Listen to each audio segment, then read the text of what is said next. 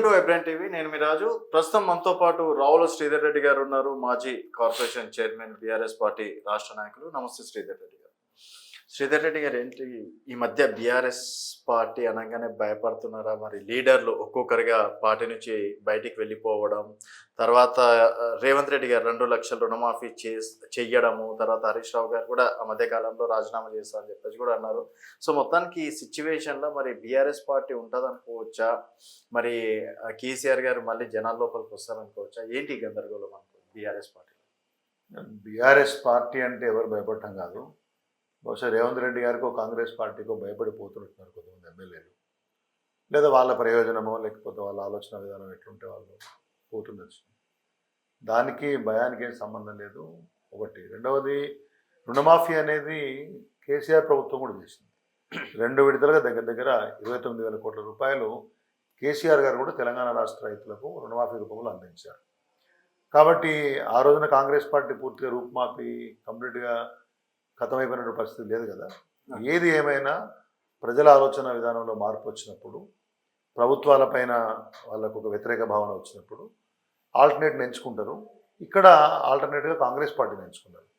కాబట్టి 1-2 రుణమాఫీ పథకాలు అమలు చేశారు, లేకపోతే ఇంకేదైనా కార్యక్రమాలు చేశారు.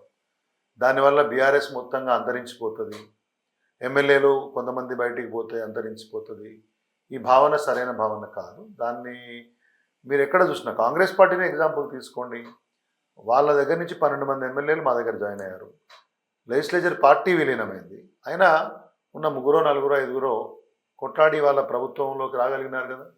సో పార్టీలు ఎమ్మెల్యేలు పోయినంత మాత్రాన అంతరించిపోతాయి, రూపుమాపుతామని ఎవరైనా అనుకుంటే అది అమాయకత్వం అవుతుంది. అదంటే జాతీయ పార్టీ కాబట్టి లేచిందండి. ఇదైతే ప్రాంతీయ పార్టీ కదా. కొన్ని ప్రాంతీయ పార్టీలు కూడా రూపుమాపు లేకుండా కొన్ని రాష్ట్రాల్లో కూడా పోయిన సందర్భాలు ఉన్నాయి. ఇప్పుడు జాతీయ పార్టీ అయినా ప్రాంతీయ పార్టీ అయినా నాయకత్వం స్థిరంగా ఉన్నంతసేపు, కార్యకర్తలు నాయకత్వం మీద విశ్వాసం ఉంచుకున్నంతసేపు, సరైన ఎజెండాతోటి ప్రజల ముందుకు మళ్ళీ పోగలిగినప్పుడు, జరిగిన తప్పుల్ని ప్రజలలో ఎందుకు వ్యతిరేక భావన తెచ్చుకున్నామనే విషయాన్ని సమీక్ష చేసుకొని ప్రజాభిప్రాయానికి అనుగుణంగా ఉద్యమాలు నిర్మాణం చేసి, అధికార పార్టీ ఇచ్చినటువంటి హామీలు ప్రజలకు అమలు చేయకున్నా కానీ, పాలనలో పొరపాట్లు ఉన్నా కానీ వాటిని నిరంతరం ఒక నిర్మాణాత్మక ప్రతిపక్షంగా మాట్లాడుతూ ప్రజల్లోకి వెళ్తే ఎప్పుడైనా ఆదరణ ఉంటుంది. జాతీయ పార్టీ అని కానీ, ప్రాంతీయ పార్టీ, ఉప ప్రాంతీయ పార్టీ అటువంటి ఏమీ ఉండదు. మీరు చాలా చోట్ల నార్త్ ఇండియాలో చూస్తే చాలా ప్రాంతీయ పార్టీలు ఒక్కొక్క స్థానానికి 2-3 స్థానాలకు పరిమితమై ఉంటాయి. ఆ నాయకులు వాళ్ళకి సంబంధించిన 2-3 గెలుస్తూ ఉంటారు.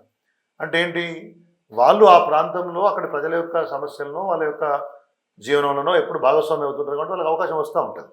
ఇక్కడ 2 సంవత్సరాలు 2 టర్మ్స్ ప్రభుత్వంలో ఉండి తెలంగాణ ఉద్యమం ద్వారా తెలంగాణ సాధించినటువంటి యొక్క పార్టీ ఏదో ఒక్క ఎన్నికల్లో ఓటమి పాలన మాత్రాన ఏదో అంతరించిపోద్దనే ఆలోచన విధానం సరికాదు. ఖచ్చితంగా నేను పూర్తి విశ్వాసంతో ఉన్నాను.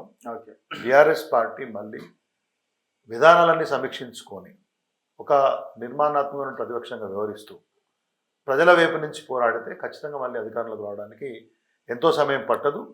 రాబోయే రోజుల్లో దగ్గరలో స్థానిక సంస్థల ఎన్నికలు ఉన్నాయి.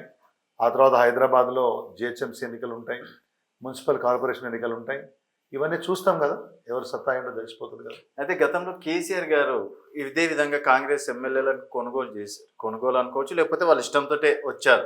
ఇప్పుడు అదే ఎమ్మెల్యేలు అభివృద్ధిని చూసి, కాంగ్రెస్ పార్టీ చేసిన మంచి పనులను చూసి మేము పోతున్నామంటే ఎందుకు మీరు స్పీకర్ గారిని కలవడము, తర్వాత వాళ్ళని మాటలు అనడం ఎందుకు? గతంలో మీరు చేసిందే వాళ్ళు చేస్తున్నారు కదా. ఇప్పుడు అప్పుడు లెజిస్లేచర్ పార్టీ విలీనమైంది 2018 ఎన్నికల తర్వాత. ఇప్పుడు ఒక్కొక్కరుగా కాంగ్రెస్ పార్టీలోకి వెళ్తున్నారు. ఒక ఎమ్మెల్యే గారు ఏకంగా కాంగ్రెస్ పార్టీ గుర్తు మీద ఎంపీగా పోటీ చేశారు. కాబట్టి యాంటీ డిఫెక్షన్ లా అని ఒకటి ఉంది. సుప్రీంకోర్టు కూడా 3 నెలల్లో నిర్ణయం తీసుకోవాలని గతంలో స్పీకర్ గారికి డైరెక్షన్ ఇచ్చిన సందర్భాలు ఉన్నాయి. దాన్ని వినియోగించుకొని స్పీకర్కి మా బాధ్యతగా మేము చెప్తా ఉన్నాం. నిర్ణయం తీసుకుంటారా తీసుకోరా, సుప్రీంకోర్టు డైరెక్టివ్ని అమలు చేస్తారా అమలు చేయరా అనేది స్పీకర్ పరిధిలో ఉంటుంది. బట్ మా పని అయితే మేము చేస్తాం కదా. సో డెఫినెట్గా ఎలక్షన్స్ ఉప ఎన్నికలు రావచ్చు అనుకోవచ్చు. ఎందుకంటే మాజీలను చేసే వరకు నిద్రపోనని హరీష్ రావు గారు స్టేట్మెంట్ ఇచ్చారు. పార్టీ ప్రయత్నం ఆ దిశగా ఉంది. ఒకవేళ ఇంకా స్పీకర్ గారు నిర్ణయం తీసుకొని ఎవరి మీద వేటు పడితే ఉప ఎన్నికలకు పోవాల్సి వస్తుంది. ఇప్పుడు నాగేంద్ర గారు అయితే స్ట్రైట్గా కాంగ్రెస్ పార్టీ మీద గుర్తు మీద పోటీ చేశారు. అంటే ఆ. మీరు కొత్తగా సాక్ష్యం కోసం ఎదుర్కోవడానికి ఏం పలు విచారణలు చేయనక్కర్లే. ఓకే. కాబట్టి it comes under identification law. If speaker office thinks that ఈ కెన్ బి ఇమీడియట్లీ సాక్డ్, చేయొచ్చు, పెద్ద విషయం కాదు. అటువంటి పరిస్థితులు ఉప ఎన్నికలు వస్తే ఖచ్చితంగా బీఆర్ఎస్ పార్టీ బ్రహ్మాండంగా పోరాడతాం, గెలిచే ప్రయత్నం చేస్తాం. అండ్ బీఆర్ఎస్ ఎల్పీ కూడా విలీనం అవుతుంది. ఇంకా దాదాపుగా 15 నుంచి 18 మంది ఎమ్మెల్యేలు రేవంత్ గారితో టచ్లో ఉన్నారని చెప్పేసి అంటున్నారు. ఎవరన్నా మీకు క్లూ తెలిస్తే చెప్పగలుగుతారా? నాకంటే మీకు ఎక్కువ క్లూ తెలుస్తుంది. ఇప్పుడు రోజు కొన్ని పత్రికలో, కొన్ని మీడియా ఛానల్స్ రాస్తూ ఉన్నారు, కథనాలు వెలువరుస్తున్నారు, ఇవాళ పోతారు, రేపు పోతారు అని చెప్పి. ఓ 10 మంది ఎమ్మెల్యేలు జాయిన్ అయినారు కూడా. నేనేమంటున్నా అంటే ఇవాళ ఉన్నటువంటి పరిస్థితులలో ఎవరి ప్రయోజనాలు ఆశించి వాళ్ళు పోతున్నారు. పోయినంత మాత్రాన పార్టీకి ఏమవుతుంది అనే విషయంలో నేను చాలా క్లారిటీతో మీకు చెప్తున్నా, అనేక ఛానళ్ళలో చెప్పాను, ఇప్పుడు కూడా చెప్తున్నాను. ఎమ్మెల్యేలు శాసనసభాపక్షం మాత్రమే. ప్రజల వైపు నుంచి, పార్టీ వైపు నుంచి ప్రజాప్రతినిధులు గెలిచినారు. పార్టీలో వాళ్ళు భాగం మాత్రమే. ఎమ్మెల్యేలు పార్టీ కాదు. ఎమ్మెల్యేలు ఎంతమంది ఉంటారండి? 50 మంది, 60 మంది ఉంటారు. కానీ పార్టీ గొంతుకలుగా కొన్ని లక్షల మంది కార్యకర్తలు ఉంటారు. ప్రతినిత్యం ఆయా గ్రామాల్లో, ఆయా వార్డులలో, ఆయా పట్టణాల్లో ప్రతినిత్యం పార్టీ యొక్క ఆలోచనను, గొంతుకను మాడుతూ ఉంటారు. కాబట్టి ఎమ్మెల్యేలు మాత్రమే పార్టీ కాదు, పార్టీలో ఎమ్మెల్యేలు ఉంటారు. ఆ విధానం ఆటోమేటిక్గా అనుసరించిన రోజునటువంటి పద్ధతులలో మరింత బ్రహ్మాండంగా రేపొద్దున పరిస్థితులు ఉంటాయి. కాబట్టి ఎమ్మెల్యేలు ఎవరో కొంతమంది పోయినంత మాత్రాన పెద్దగా కొంత తాత్కాలికంగా కొంత నష్టం జరిగినట్టు అనిపిస్తుంది. కానీ వాళ్ళ యొక్క స్థానాన్ని పూరించడానికి, ఆల్టర్నేట్ లీడర్షిప్ చేయడానికి కొన్ని వందల మంది నాయకులు బీఆర్ఎస్ పార్టీలో ఉన్నారు. అటువంటి నాయకుల్ని పార్టీ పికప్ చేస్తుంది అనే విషయంలో సందేహం. అయితే కేసీఆర్ గారు నిజంగా ఎమ్మెల్యేలను కావచ్చు, మీరు కూడా కార్పొరేషన్ చైర్మన్ చేశారు, ఎవరికి అపాయింట్మెంట్ ఇవ్వలేదు. ఎందుకంటే పోచారం లాంటి వాళ్ళు ఒకనొక దశలో కేసీఆర్ బాహుబలి అన్న కడియం శ్రీహరి గారు, కేకే గారు ఈరోజు కేసీఆర్ లేకపోతే తెలంగాణ రాష్ట్రమే లేదని అంత పెద్ద మాటలు అన్నారు. వాళ్ళే ఈరోజు బీఆర్ఎస్ని విమర్శించి కాంగ్రెస్లోకి వెళ్తున్నారు. సో నిజంగా కేసీఆర్ ఆ విధంగా ఉండేవారు? మీరైతే దగ్గర నుంచి అంటే ఒకటండి, ఇప్పుడు ఒక రాష్ట్ర ముఖ్యమంత్రిగా ఆయనకు చాలా పనులు ఉంటాయి, పార్టీ అధ్యక్షునిగా కొన్ని పనులు ఉంటాయి. ఖచ్చితంగా మనం ఒక అపాయింట్మెంట్ అడిగినప్పుడు 100% వెంబడే ఇట్లా ఫోన్ చేయగానే అట్లా ఇస్తారనే పద్ధతులు ఎక్కడా ఉండవు. అన్నటువంటి పరిస్థితులను అనుసరించి సమయాన్ని బట్టి, అవతల వాళ్ళు అడుగుతున్నటువంటి విషయ తీవ్రతను బట్టి సమయం ఇస్తారు. నాకు తెలిసి సమయం ఇవ్వలేదు, మొత్తానికే మాట్లాడలేదు అనే మాట అబద్ధం అయి ఉండొచ్చు, లేకపోతే వాళ్ళ విషయాల్లో ఏం జరిగిందో నాకు తెలియదు. బట్ అటువంటి పరిస్థితులు అయితే ఏదో వాళ్ళు చెప్పినంత తీవ్రంగా ఉంటాయని చెప్పేసి నేను అనుకోను. సరే, వాళ్ళ పార్టీ బయటికి వెళ్ళి వాళ్ళు మాట్లాడుతూ ఉన్నారు. వాళ్ళకున్న స్థాయికి పార్టీ ఉన్న రోజులలో కూడా, పార్టీలో ఉన్న రోజులలో కూడా చెప్పే స్వాతంత్రం, శక్తి ఉండేనేమో మరి. కాబట్టి వాళ్ళ అభిప్రాయానికి, వాళ్ళ విజ్ఞతగా వదిలేస్తాం. అండ్ నెక్స్ట్ ఎన్నికలు ఏది వచ్చినా కూడా మళ్ళీ బీఆర్ఎస్ పుంజుకుంటుంది అని చెప్పేసి అనుకోవచ్చు. 100% విశ్వాసం ఉంది. అంటే స్థానిక సంస్థల ఎలక్షన్స్, ఇప్పుడు స్థానిక సంస్థల ఎన్నికలలో కూడా ఖచ్చితంగా బీఆర్ఎస్ కాంగ్రెస్కే పోటీ ఉంటుందండి. ఇక్కడ ఏదో మిగతా వాళ్ళు కొంతమంది ఆలోచిస్తున్నారు కానీ అంత కాదు. ఇవాళ గ్రామీణ ప్రాంతాల్లో మీరు అబ్సల్యూట్గా మీరు గమనించండి, ఎస్పెషల్లీ విద్యుత్ శక్తి విషయంలో, పవర్ విషయంలో మీరు ఎక్కడైనా మీరు సర్వే చేయండి. కేసీఆర్ ప్రభుత్వం ఉన్న రోజులలోనే కరెంట్ సప్లై బాగుండే, 24 గంటలు అంతరాయం లేకుండా ఉండే, ఎక్కడ కూడా వ్యవసాయానికి విద్యుత్ శక్తి ఇబ్బందులు లేకుండా ఉండే అనే ఒక మాట. ఆ తర్వాత రైతు బంధు సమయానికి వస్తుండే, రైతు బీమా ప్రాపర్గా అమలవుతుండే, తర్వాత విత్తనాల విషయంలో ఇబ్బంది లేకుండే, ఎరువుల విషయంలో ఇబ్బంది లేకుండే, తర్వాత గ్రామ పంచాయతీలకు కావాల్సినటువంటి నిధుల విషయంలో కానీ మిగతా విషయాల్లో పాలన కేసీఆర్ ప్రభుత్వం ఉన్నప్పుడు బాగుండే అని ఒక భావన కొంతమేరకు చర్చ జరుగుతున్నట్టు బహుశా నేను చూశాను, మీరు కూడా గమనించి ఉండొచ్చు. కాబట్టి నేను ఏమన్నా, సరే ప్రభుత్వం కొత్తది, ఇప్పటికి 7-8 నెలలు అయింది, మధ్యలో ఒక 3 నెలలు ఎలక్షన్స్ వచ్చినాయి, వాళ్ళ ప్రయత్నం మీద వాళ్ళు చేస్తున్నారు. కాబట్టి నేనేదో టూ అర్లీ 100% వాళ్ళు ఫెయిల్ అయిపోయినారు, ఇట్లా అయిపోయినారని కాకుండా ఇప్పటికిప్పుడున్న పరిస్థితులను ప్రజలు అంచనా వేసుకుంటే మాత్రం కేసీఆర్ పాలన బాగుండే అనే ఒక భావన మాత్రం కనబడుతుంది అనేది వాస్తవం. ఓకే. అండ్ ఇప్పుడు ప్రజాపాలన విషయానికి వస్తే ఫ్రీ 500 గ్యాస్ కావచ్చు, తర్వాత ఫ్రీ కరెంట్ కావచ్చు, తర్వాత ఈరోజు రైతు రుణమాఫీ కావచ్చు, తర్వాత వాళ్ళు ఇచ్చినటువంటి 6 గ్యారెంటీలో బస్సు ఫ్రీ కావచ్చు, అన్నీ అమలు చేస్తున్నారు కదా. మరి అంత గొప్పగా పరిపాలించినటువంటి కేసీఆర్ ఎందుకు ప్రజలు కాదనుకున్నారు? మీరు ఒక విషయం, అసెంబ్లీ ఎలక్షన్స్ రిజల్ట్స్నే మనం ప్రామాణికంగా తీసుకుంటే 1.8%, అంటే ఒక 4-5 లక్షల ఓట్ల తేడా మాత్రమే ఉంది. అంటే మొత్తంగా ప్రజలు వ్యతిరేకించినట్టు కాదు. ఇంకొకటి మీరు చూస్తే 39 అంటే 40 అనుకో, అండ్ ఆల్మోస్ట్ 33%, 34% ఓట్లు సీట్లు మా దగ్గరనే ఉన్నాయి. 300 సీట్లు మా దగ్గర ఉన్నాయి. అంటే ప్రజలు ఏదో పూర్తి స్థాయిలో తిరస్కరించినట్టు కాదు, కానీ ఈసారి కాంగ్రెస్కి అధికారం ఇద్దామనే ఒక ఆలోచన మెజారిటీగా గ్రామీణ ప్రాంతాల్లో వచ్చింది. దానికి రకరకాల కారణాలు ఉన్నాయి. స్థానిక ఎమ్మెల్యేల యొక్క వ్యవహార శైలి అనుకోండి, కొంత పార్టీ మీద కానీ, ఇంతకుముందు మీరు అడిగిన ప్రశ్నలో కేసీఆర్ గారి సమయం ఇయ్యరని, కేటీఆర్ సమయం ఇయ్యరని, అహంకారం అని, జనాలను కలవరని జరిగినటువంటి ప్రచారం అయి ఉండొచ్చు. కొంత ధరణిలో అక్కడక్కడ ఉన్నటువంటి ఇబ్బందులు, కొన్ని నేను చెప్తున్నా కదా, చాలా అంశాలు కలబలిగి 2 సార్లు ప్రభుత్వం ఇచ్చారు కాబట్టి 3వ సారి బొటాబొట్టి మెజార్టీతోటి కాంగ్రెస్ పార్టీకి అవకాశం వచ్చింది. కానీ ఏదో పూర్తిగా తిరస్కరించారు, కేసీఆర్ని మొత్తంగా రాష్ట్రంలో ఉండొద్దు అనుకున్నారు, బీఆర్ఎస్ పార్టీని రౌట్అవుట్ చేద్దాం అనుకున్నారు.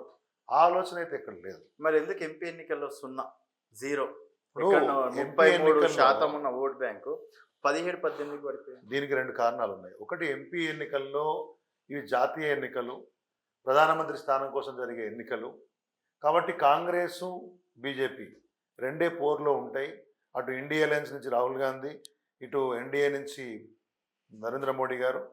కాబట్టి బీఆర్ఎస్ అవసరం ఈ ఎన్నికల్లో లేదు అనే ఒక ప్రచారాన్ని బ్రహ్మాండంగా తిప్పికొట్టారు. బ్రహ్మాండంగా ఈ 2 పార్టీలు ప్రచారం చేయగలిగినాయి. కొంతమేరకు ప్రజలు విశ్వసించారు. బీజేపీకి ఏంటంటే నరేంద్ర మోడీ రామాలయం నిర్మాణం అది పనికొచ్చింది. కాంగ్రెస్కి ప్రభుత్వం అధికారంలో ఉంది. ప్రత్యేకించి కొన్ని జిల్లాల్లో మేజర్గా వాళ్ళ ఎమ్మెల్యే ఉన్నారు. కొంత మా పార్టీ ప్రభుత్వం కోల్పోయినటువంటి, అధికారం కోల్పోయినటువంటి ఒక నిస్పృహలో కూడా కొంత నాయకత్వం అనుకోండి, కొన్ని చోట్ల క్యాడర్ అనుకోండి, కొన్ని చోట్ల ఎన్నో రకరకాల కారణాలతోటి ఈ 2 పార్టీలే రేసులు ఉన్నాయి అనే, కొన్ని చోట్ల మా అభ్యర్థులు కూడా పూర్తి కొత్త వాళ్ళు కావడము. సో ఇవన్నీ కూడా రకరకాల అంశాలు పార్లమెంట్ ఎన్నికల్లో మా యొక్క వైఫల్యానికి కారణం. సరే, అదేదేమైనా కానీ ఆ ఓటు బ్యాంకు షిఫ్టు ఇవన్నీ చెప్తున్నా కదా మీకు. ఈ ప్రచారం బాగా చేయగలిగిన వాళ్ళు ఓ 8 స్థానాల్లో వాళ్ళు, 8 స్థానాల్లో వాళ్ళు లాభం పొందగలిగారు. ఈ మధ్య కాలంలో కేటీఆర్ గారు, హరీష్ రావు గారు రీసెంట్గా ఢిల్లీలో ఉండడం అనేది జరిగింది. సో వాళ్ళ వ్యక్తిగత విషయాలు ఏదైనా ఉండొచ్చు, బట్ మీడియా మాత్రం బీజేపీతో టైఅప్ అయిపోతుంది, బీజేపీలోకి బీఆర్ఎస్ని కలిపేస్తున్నారు కేవలం కవిత కోసమే, కవితను బయటికి తీసుకురావడానికి ప్రయత్నాలు, కేసీఆర్ ఆల్రెడీ మాట్లాడేసిందని రకరకాల కథనాలు వస్తున్నాయి. వాళ్ళు పోయొచ్చు కూడా వారం దాటిపోయింది అనుకుంటా. మరి కవితగా రాలేగా, బీఆర్ఎస్ బీజేపీలో విలీనం కాలేదుగా. ఎన్నికల ముందు కూడా 3-4 సార్లు విలీనం చేసినారు. అసెంబ్లీ ఎన్నికలప్పుడు కూడా విలీనం చేసినారు. రోజు విలీనం చేస్తూనే ఉంటారు, మరి కాలేగా. ఒకవేళ నిజంగా అయి ఉంటే మరి ఆ తర్వాతనే నాకు తెలిసి బెయిల్కి సంబంధించిన అప్లికేషన్ కూడా కోర్టుకి వెళ్ళినట్టు ఉంది కదా, మరి ఎందుకు అయింది? సో ఆమెకి బెయిల్ అయితే వచ్చిన సందర్భాలు లేవు కదా, కస్టడీ కూడా పొడిగించినట్టుగా చూస్తున్నాం కదా. కాబట్టి ఇవన్నీ ఊహాగానాలు. చాలాసార్లు ఇట్లానే బీఆర్ఎస్ పార్టీని విలీనం చేసినారు బీజేపీలో. ఈ మాటలలోనే చేశారు చాలామంది. అవసరం లేదు, ఆ అవకాశం వస్తుందని చెప్పేసి నేను కూడా, అంటే ఇన్ సెన్స్ ఆ చర్చ కూడా అనవసరం అని చెప్పేసి నాకు. అయితే ఇప్పుడు ఈ మధ్య కాలంలో కవిత గారి అంటే లిక్కర్ కేసు తర్వాత సీఎం గారి పైన కూడా, అంటే మాజీ సీఎం గారి పైన కూడా వివిధ రకాలుగా విద్యుత్ విషయంలో కావచ్చు, గొర్రెల విషయంలో కావచ్చు, ప్రతి ఒక్క దాంట్లో అవినీతి జరిగిందని చెప్పేసి కూడా విమర్శిస్తున్నారు. ప్రతిరోజు దాని గురించి ఒక చర్చనే నడుస్తుంది. అంటే నిజంగా అంటే ఇది ఒక వ్యూహం ఏంటంటే, గత ప్రభుత్వం అన్ని తప్పులే చేసింది, గత ప్రభుత్వం ఏమీ చేయలేదు అనే ఒక భావన కలిగించడం. వీళ్ళ ప్రభుత్వం ఏమైనా చేసిందని కనబడాలంటే పోయిన ప్రభుత్వం తప్పు చేసిందని చెప్పాలి కదా. ఆ ప్రయత్నం ప్రతిరోజు కనబడుతూ ఉంది. కాబట్టి నిజంగా కేసీఆర్ గారి యొక్క ప్రభుత్వం కొన్ని path breaking decisions, Rythu Bandhu, రైతు బీమా, ఇన్ని స్థాయిలో ఇరిగేషన్ ప్రాజెక్ట్స్, ఆసరా పెన్షన్ల యొక్క పెంపు 200 నుంచి 2,000 రూపాయలు, 3,000 రూపాయలు, తర్వాత మీకు వచ్చి 24 గంటల కరెంటు, 1000కి దగ్గర 200 దానిగా మన దగ్గర గురుకులాలు ఉంటే 1000కి పైగా గురుకులాల యొక్క ఏర్పాటు.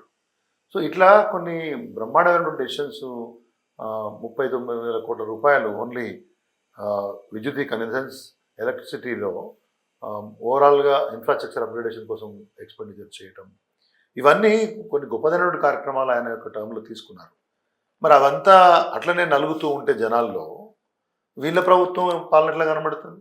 కాబట్టి కేసీఆర్ తప్పే చేశాడనే భావన కలిగడం అనేది వాళ్ళకు ప్రధాన లక్ష్యం ఉంటుంది.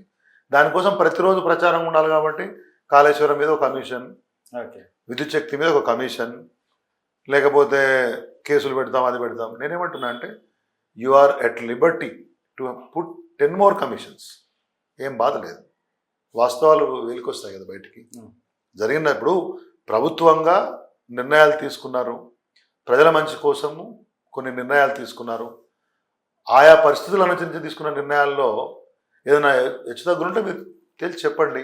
మేము ఎక్కడ బీఆర్ఎస్ పార్టీగా, గత ప్రభుత్వం నడిపినటువంటి ఒక పార్టీగా ఏ విచారణను కేసీఆర్ గారు వద్దనలేదు.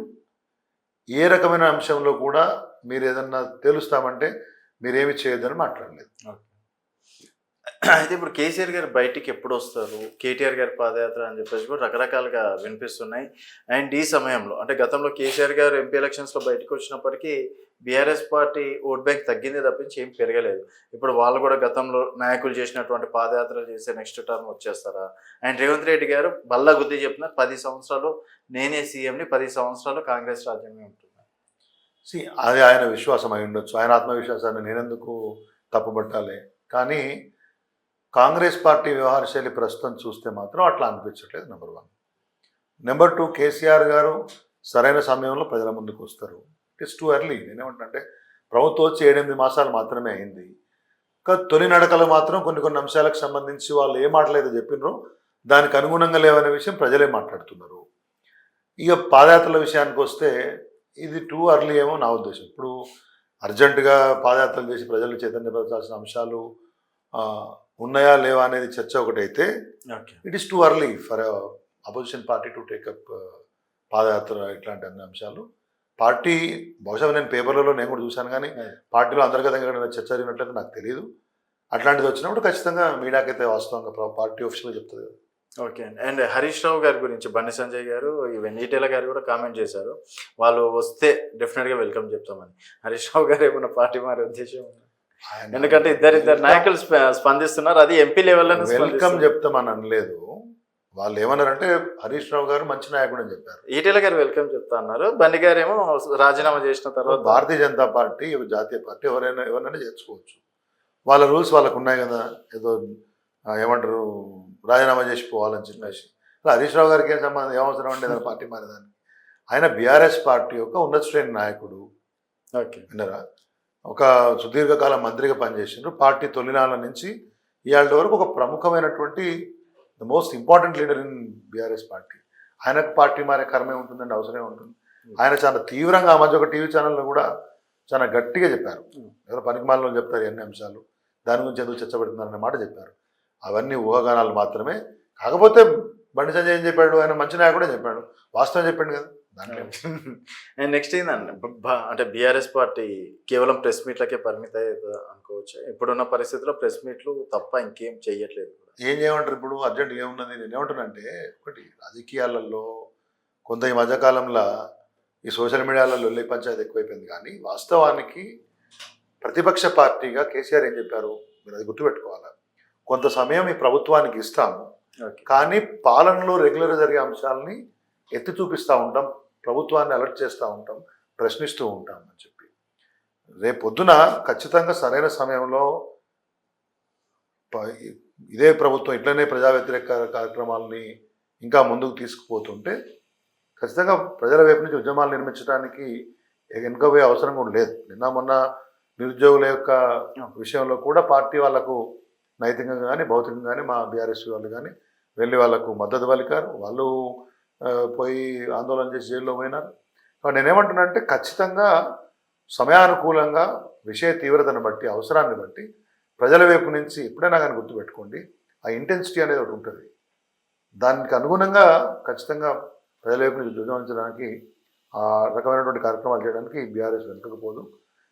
బీఆర్ఎస్ చరిత్రలోనే ఉద్యమాల చరిత్ర ఉంది కాబట్టి ప్రభుత్వం ఇట్లానే బిహేవ్ చేస్తూ పోతే ఖచ్చితంగా పోరాటం తప్పవు. అయితే అసెంబ్లీకి ఈసారి అంటే 24 నుంచి అసెంబ్లీలు ఉన్నాయి, బడ్జెట్ 23rd. మరి కేసీఆర్ గారు వెళ్తారు అనుకోవచ్చు? అది వారి నిర్ణయాన్ని బట్టి ఉంటుంది కదా, అవసరాన్ని బట్టి పార్టీ నిర్ణయం. వారి పార్టీ అధ్యక్షులు, పార్టీ ఎల్పీ అధ్యక్షులు కూడా వారే కాబట్టి వారు నిర్ణయం తీసుకుంటారు. అప్పుడు మీకు తెలుస్తుంది. నాకంటే నేనైతే ఇమ్మీడియట్గా ఆ విషయం చెప్పలేను.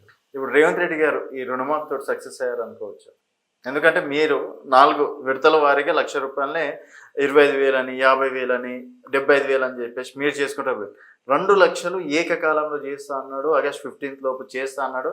మాట మీద నిలబడ్డాడు. సో దీనిపై ఇప్పుడు రుణమాఫీకి కాంగ్రెస్ పార్టీ మేనిఫెస్టోలో పెట్టినప్పుడు కానీ, రైతు డిక్లరేషన్ ఇదే వరంగల్లో ఇచ్చినప్పుడు కానీ ఈ ఏ కండిషన్స్ పెట్టలేదు. ఇవాళ కండిషన్స్ అప్లై అంటున్నారు. నిన్న మొన్న అదేంటి రేషన్ కార్డ్ ప్రామాణికం అన్నారు. మళ్ళీ 4 ఖర్చుకొని వ్యతిరేకత వస్తుందని రేషన్ కార్డు లేదు అని చెప్పారు. ఇప్పుడు ఏదో రైతు మిత్రులు లేవు, వీళ్ళు లేవు, వాళ్ళు వీళ్ళు వేరే చెప్తున్నారు. 2 లక్షల కంటే ఎక్కువ ఉంటే ముందు మీరు కట్టాల, తర్వాత మేము కడతామని చెప్తున్నారు. ఇట్లా దాన్ని ఏదో ఆంక్షలు పెట్టి మళ్ళీ యాక్చువల్గా మనం రైతు బంధు ఇచ్చినప్పుడు అసలు రైతు రుణమాఫీ చేసినప్పుడు కేసీఆర్ ప్రభుత్వం ఎక్కడ కూడా ఏమీ హామీలే మన ఏమంటారు వాటిని కండిషన్స్ పెట్టలే, మినహాయింపులు తీసుకోలే. వీళ్ళు మళ్ళీ పిఎం కిసాన్ సమ్మాన్కి సంబంధించిన కొన్ని నిబంధనలు ఉన్నాయి. మనం 63 లక్షల మందికి తెలంగాణ రాష్ట్రంలో కేసీఆర్ గారు రైతు బంధు ఇస్తే పిఎం కిసాన్ సమ్మాన్లో 26 లక్షల మందికి 20 లక్షల మందికి వస్తుంది. మాక్సిమం 30 అనుకుంటా నాకు తెలిసి. ఆ నిబంధనలు కొన్ని తీసుకుంటా అని చెప్తున్నారు. అంటే కొంత గందరగోళం కనబడతా ఉంది. ఓవరాల్గా రుణాలు తీసుకున్నటువంటి రైతులలో చాలామంది ఎక్స్క్లూడ్ అవుతారనేటువంటి ఒక వాతావరణం కనబడతా ఉంది. ఓకే, కాబట్టి దాన్ని వాళ్ళు ఇంకా సంస్కరించుకొని ఆ మినహాయింపులు కండిషన్స్ లేకుండా అందరికీ చేస్తే మంచిదే. అందరికీ చేయకపోతే మాత్రం మీరు ఇచ్చినటువంటి రైతు డిక్లరేషన్ను మీరే మాట తప్పినట్లు అవుతుంది, రైతులను మోసం ఇచ్చినట్లు అవుతుంది. అండ్ ఇప్పుడు బీజేపీ ప్రత్యామ్నాయం అనుకోవచ్చా కాంగ్రెస్కి, లేకపోతే బీఆర్ఎస్ అనుకోవచ్చా? ఆల్రెడీ ఎంపీ స్థానాలు 8 గెలిచింది కాబట్టి, తర్వాత ఎమ్మెల్యేలు కూడా 8 గెలిచింది, ఓట్ బ్యాంక్ కూడా పెరిగింది. ఎక్స్పెషల్లీ చెప్పుకుంటూ పోయినసారి ఇప్పుడు పరిస్థితులు ఎట్లా మారుతాయి ఏంటి 4 ఏళ్ల తర్వాత ఏంటో తెలియదు. ఎందుకంటే మనకు 2026లో డీలిమిటేషన్ అయిద్దని చెప్తూ ఉన్నారు. హైదరాబాద్ నగరంలో ఎక్కువ సీట్లు పెరుగుతాయి, అసెంబ్లీ సీట్లు అంటున్నారు. గ్రామీణ ప్రాంతాలకు తక్కువ జరుగుతాయి అంటున్నారు. నిజంగా ఈ మహిళా బిల్లు అమలు అవుతే 33% మళ్ళీ మహిళలు వస్తారు. ఇవన్నీ పరిస్థితులలో పరిస్థితులు ఎట్లుంటాయో ఇప్పుడే మనం ప్రెడిక్ట్ చేయడం కొద్దిగా కష్టం అవుతుంది, రాజకీయ ప్రయాణం ఎట్లుంటుంది అనేది. కానీ బీఆర్ఎస్ పార్టీ ప్రతినిధి నేను చెప్పేది ఏంటంటే, బీజేపీ పోయినసారి 4 ఎంపీ సీట్లు గెలిచినప్పుడు చూసినరా ఇంకేముంది, మాకు ఎమ్మెల్యే ఎలక్షన్స్లో 1 సీట్ వచ్చినా పార్లమెంట్ వచ్చే వరకు 4 సీట్లు వచ్చినాయంటే 36 అసెంబ్లీ 28 అసెంబ్లీ నియోజకవర్గాల్లో మా పరిధి పెరిగిందన్నారు. తర్వాత వచ్చేసి మళ్ళీ హైదరాబాద్లో 48 సీట్లు వచ్చినాయి. చూసారా నెక్స్ట్ ఎలక్షన్లో ఇక మేమే వస్తాం. హైదరాబాద్ 48 కార్పొరేషన్ సీట్లు గెలిచినటువంటి హైదరాబాద్ నగరంలో 1 అసెంబ్లీ సీట్లు గెలవలే. ఒక్కటి గెలిచి గోషామాల్ అది ఆల్రెడీ రాజాసింగ్ గతంలో గెలిచాడు, మళ్ళీ గెలిచాడు. దాంట్లో బీజేపీకి పాత్ర పెద్దగా ఉంటుందని అయితే నేను అనుకోను. పోనీ అదొక ఖాతా వేసుకోండి. కిషన్ రెడ్డి గారు కేంద్ర మంత్రిగా ఉంటే ఆయన పార్లమెంట్ సెగ్మెంట్లో 1 అసెంబ్లీ సీటు గెలవాలి. ఆయన సొంత అసెంబ్లీ సెగ్మెంటు మొన్న పార్లమెంట్లో మళ్ళీ ఎక్కువ మెజార్టీ వచ్చిన అమర్పేటలో కూడా గెలవాలి. అంటే ఏంటి, పార్లమెంట్ ఎన్నికలు వేరు. అక్కడ కొంత గతంలో కంటే కూడా నరేంద్ర మోడీ గారి ప్రభతోటో తర్వాత వచ్చేసి ఆ రామాలయం యొక్క మహిమతోటి కొంత ఓట్లు వచ్చినాయి, కొన్ని సీట్లు వచ్చినాయి. అంత మాత్రాన వచ్చే అసెంబ్లీ ఎన్నికలకు వాళ్ళే ప్రత్యామ్నాయం అనేటువంటి ఒక వాతావరణం లేదు. పోయినసారి 4 వస్తే ఈసారి 8 అసెంబ్లీ వచ్చినాయి. ఈసారి 8 పార్లమెంట్ ఉన్నాయి కాబట్టి వస్తే 16 వస్తాయేమని చెప్పేసి నేను అనుకుంటున్నా. కానీ వాళ్ళు శ్రమ చేస్తే ఎట్లా ఉంటుంది, క్షేత్రస్థాయికి పోతే ఎట్లుంటుంది అనే విషయం తెలియదు, అది భవిష్యత్తు చెప్తుంది. కానీ గతాన్ని చూస్తే history if you go back and track the history of BJP's rice, తెలంగాణలో అయితే అవకాశం ఉన్నట్టు నాకు ఇప్పుడు పరిస్థితుల్లో కనబడతలేదు. మీకు వచ్చే స్థానిక సంస్థల ఎన్నికలు తర్వాత జిహెచ్ఎంసీ ఎన్నికలు కొంత మేరకు ఇండికేషన్ మీకు చూపిస్తాయి. But BRS will bounce back. That was second. And మీరు ఒకప్పుడు బీజేపీలో ఎమ్మెల్యే క్యాండిడేట్ రేంజ్, తర్వాత బీఆర్ఎస్లో జస్ట్ కార్పొరేషన్ చైర్మన్ పోటీ చేస్తున్నారు బీజేపీ నుంచి. అవును, పోటీ చేశారు సారీ. తర్వాత కార్పొరేషన్, మళ్ళీ ఇప్పుడు నెక్స్ట్ ఏంటండి ప్లాన్? ఒకటి ఖచ్చితంగా మా అందరి లక్ష్యము రాజకీయాల్లో పనిచేస్తున్నప్పుడు చట్టసభల్లోకి పోతే ప్రజలకు మరింత అథెంటిక్గా సర్వీస్ చేయొచ్చు అనే ఒక ఆలోచన ఉంటుంది. మొన్నటి ఎన్నికల్లో నాకు ఎంపీ కానీ ఎమ్మెల్యే టికెట్ రాలేదు. రాబోయే రోజుల్లో శాసనసభకో పార్లమెంట్కో వెళ్ళాలనే ఒక కోరిక సుదీర్ఘకాలం రాజకీయాల్లో ఉన్నోళ్ళుగా నాకు ఆ కోరిక ఉంది. దానికోసం ప్రయత్నం చేస్తాం. ఎందుకంటే ప్రజలకు ఒక సరైన పద్ధతిలో సరైన మార్గంలో సేవ చేయాలంటే శాసనసభ ద్వారానో పార్లమెంట్ ద్వారానో చేయాలనే ఆలోచన ఉంటుంది కదా. So definitely that will be the అంటే బీఆర్ఎస్ నుంచి సాధ్యం అనుకోవచ్చు. బ్రహ్మాండంగా ఎందుకు సాధ్యం కదండి. గతంలో కూడా చాలా మంది టికెట్లు ఆశించి లాస్ అయిన వాళ్ళు ఉన్నారు. ఇప్పుడు పార్టీ నిర్ణయాలు ఉంటాయి అప్పుడు అవసరాల మేరకు. మన ప్రయత్నం ఎప్పుడూ ఉంటుంది. మనం సరైన అభ్యర్థి అనుకున్నప్పుడు పార్టీ అవకాశం ఇస్తుంది. ఆ పరిస్థితులు అట్లా రావాలి కొన్నిసార్లు. ఆ రకమైనటువంటి ఆ వ్యవహారం అరగని అవకాశం కోసం పూర్తి స్థాయిలో ప్రయత్నం చేస్తాం, పార్టీకి పనిచేస్తూ పోతాం. Okay. Party BRS definitely cadre అయితే ఉంటుంది అనుకోవచ్చు. ఖచ్చితంగా ఉంటుంది. మీరు క్యాడర్ ఎక్కడన్నా గుండు గుత్తగా పలానా ఎమ్మెల్యే గారు పోగానే పలానా ఎమ్మెల్సీ గారు పోగా మీరు చూసిండ్రా? లేదు. మూడు సార్లు ఎమ్మెల్యేలు గెలిచినారు. ఇటు గూడెం మైపాల్ రెడ్డి గారు కానీ, ఇటు అరికపూడి గాంధీ గారు కానీ, లేకపోతే కృష్ణమోహన్ రెడ్డి గారు కానీ, వీళ్ళందరి దగ్గర వాళ్ళు పోయిన తర్వాత అక్కడి నుంచి వచ్చినటువంటి కార్యకర్తలు ఇక్కడ కేటీఆర్ గారిని కానీ కేసీఆర్ గారిని కలిసి భరోసా ఇచ్చి మేము కంటిన్యూ అవుదాం అని చెప్పినప్పుడు, నిన్న పటాన్చేరు మీటింగ్ కూడా మీరు చూసినారు కదా, వందలాది మంది వేలాది మంది కార్యకర్తలు వచ్చి పార్టీ వెంబడి మేము ఉంటాం, మీరు ఖచ్చితంగా బలంగా పోరాడమని చెప్పినారు కదా. కాబట్టి కొంతమంది ఆ పర్టికులర్ నాయకుడిని నచ్చిన వాళ్ళు, ఆయన సొంత అనుచరులు దగ్గర ఉండేవాళ్ళు పోతుండొచ్చు, కానీ cadre will remain with the party. నాయకులు కొంత మారుతుండొచ్చు, కానీ ఈ ఉన్న నాయకత్వాన్ని స్ట్రెంగ్తన్ చేసుకొని ముందుకు తీసుకుపోవడంలో మేము సక్సెస్ కావాలి. దానికోసం పార్టీ నిర్మాణం కావాలి, పనిచేయాలి. ఫైనల్గా ఏం చెప్తారండి అంటే ప్రభుత్వం పైన, కాంగ్రెస్ ప్రభుత్వం పైన? నేనేమంటుంటే కాంగ్రెస్ ప్రభుత్వము వాళ్ళు ఇచ్చినటువంటి హామీలను పూర్తి స్థాయిలో అమలు చేస్తామని చెప్పినంత సమయంలో అమలు చేయలేదు, సమయం ఎక్కువ తీసుకున్నారు. అయినా కానీ నేను చెప్పేది ఏంటంటే ఇంకా కొంత సమయం ఈ ప్రభుత్వానికి ఇస్తాము, ఎందుకంటే ఇట్స్ హార్డ్లీ 7-8 months. వాళ్ళు ఏదో మేము బ్రహ్మాండం చేస్తాం, ఇట్లా చేస్తామని చెప్పేసి మాడుతున్నారు, కానీ వాళ్ళ యొక్క ప్రణాళిక, వాళ్ళ యొక్క కార్యాచరణ ఆ విధంగా కనబడతలేదు. కొంత కక్ష సాధింపు ధోరణితో ప్రతిపక్ష పార్టీ నాయకుల మీద పోవడము, ఇంకా ప్రతిపక్షం లాగానే కొన్నిసార్లు మాట్లాడటము, మంత్రులు మిగతా వాళ్ళు ముఖ్యమంత్రి గారు అప్పుడప్పుడు కొంత వాళ్ళ యొక్క పరిధులు దాటి వాళ్ళ యొక్క పొజిషన్ స్థాయిని మర్చి మాట్లాడుతున్నట్టు ఇవన్నీ కనబడతా ఉంది. ఇంకా కూడా అధికారం మీద అంటే ప్రభుత్వం మీద పూర్తి గ్రిప్పు కాంగ్రెస్ పార్టీకి వచ్చినట్టు కనబడట్లేదు. చాలా చోట్ల కొన్ని మీరు ఇవాళ చిన్న చిన్న అంశాల్లో కనబడతాయి. వీధి కుక్కల బెడద, ఈ మధ్య కాలంలో 2-3 పిల్లలు చనిపోయారు, ఎంత బాధాకరం. నాకు తెలిసి ఈ మధ్య కాలంలో ఒక 3-4 మరణాలు సోషల్ వెల్ఫేర్ హాస్టల్స్లో, బీసీఎస్సీ హాస్టల్స్లో చూసినాం. తర్వాత అవినీతి క్షేత్రస్థాయిలో బాగా పెరిగిపోయిందనే ఒక అంశాన్ని చూస్తున్నాం.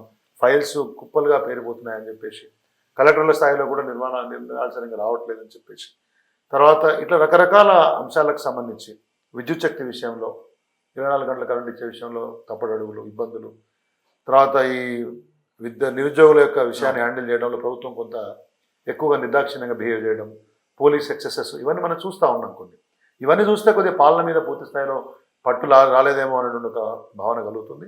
ఏదేమైనా కానీ మేము రెగ్యులర్గా జరుగుతున్నటువంటి అంశాల మీద మా యొక్క విషయాన్ని, ప్రభుత్వాన్ని ప్రజల వైపు నుంచి ప్రశ్నిస్తూనే ఇంకా కొంత సమయం ఇస్తాం.